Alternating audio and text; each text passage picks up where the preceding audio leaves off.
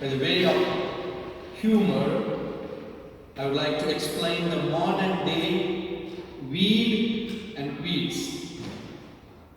In the beginning, God created heaven and earth and populated the earth with broccoli, cauliflower and spinach, green, yellow and red vegetables of all kinds, so that men and women would live long and live a healthy life with a healthy food. Then, using God's great gift, somehow, Satan created Ben and Jerry's ice cream and Krispy Kreme donuts.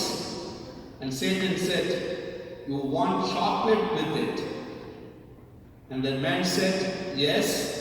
And the woman said, "And as long as you are at it, add some sprinkles." And they gained 10 pounds. And Satan smiled. God then said, "I have sent you hot, healthy vegetables and olive oil in which to cook them." And Satan brought forth deep fried fish and chicken fried steak so big it needed its own platter. And man gained more weight and his cholesterol went through the roof.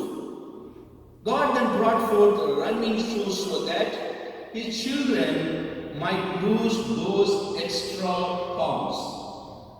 And Satan gave cable TV with a remote control, so man would not have to toil changing the channels. And man and woman laughed and cried before the flickering blue light and gained more pounds. Then God brought forth the potato, naturally low in fat, brimming with nutrition. And Satan peeled off the healthful skin and sliced the potato into chips and deep fried them, and the humans gained more pounds. God then gave lean beef so that man might consume fewer calories and still satisfy his appetite. And Satan created McDonald's and its 99-cent double cheeseburger. Then said, "You want fries with that?" And man replied, "Yes, and add supersized them." And Satan said, "It is good." And at the end, because of all this food, man went into cardiac arrest.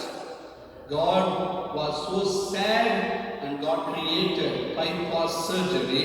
Then Satan created HMOs. It is there throughout the world now, HMOs, and people are now going into it in hundreds. It's kind of a way to explain the modern days weed and the wheat. We all know our world is not the way that God made it. We must know that even when you were born, the world was much more better and much more healthy food we were eating. God made a good and perfect world, but then evil entered creation. The present condition of our existence then is a mixture of evil and good, of selfishness and generosity, of violence and of love, a mixture of weeds and weed. God has promised us that on the last day, the weeds will be destroyed. They will be burned up. But until that time, the weeds and the wheat grow together. And anyone who would be a disciple of Jesus must learn how to live and how to serve in such a difficult world. As followers of Jesus, we cannot ignore the weeds of our world. We have to admit and accept the presence of poverty, injustice, violence, and greed. These realities influence much of our experience. We know that all of them are opposed to God's will, and we are called to fight against them. But even as we do that, we must not forget the wheat. We must remind ourselves of the presence of the goodness that is around us, the vision, the service, the generosity, the courage, the love that we can find in so many places, in so many people. All of those examples of goodness are a reflection of God's presence. Seeing God's presence is the cause of energy and hope. You see that it is all too easy for us to center on what is wrong, to focus on the weeds. We can easily say, here are the things that are wrong about my parents, or here are the things I want to change about my children. We can all point out the flaws in our marriage and people who drive us crazy at work. We can come up with a list of injustice in our world, in our society. We are always aware of the burdens which we carry, the sickness, the grief that we must bear. All of these things are real. They are the weeds of our life.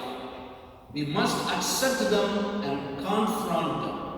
But if the only things we focus on is on the weeds, we all will never come out to find a way out of it. We must look up. We must see the wheat, the goodness among the weeds, among all the misfortunes. We must recognize the goodness and grace in all the situations around us. We must recognize that goodness and grace we find are the source of strength to oppose the weeds of life, the pain of life. As long as we focus only on the weeds, our life will be a life of bitterness and a life of suffering. But if we can see and embrace the wheat of God's presence, that means the goodness of life, the grace and blessing that God has given us in our life, the good days and the happy days of our own life. If you focus on those times, and as we see in that parable, collect the weeds, collect the harvest, and build it up, as Jesus says in the parable. If you collect all those good memories, happy times, smiling times, and little achievements, if you are able to collect all those things, then we could realize the wonderful goodness and blessing of God in our life. So the more we realize the blessing, the more we become grateful to God. The more we become grateful, the more we become worthy for the kingdom of God. That's what Jesus says. No, let us not focus on the suffering or the misfortune.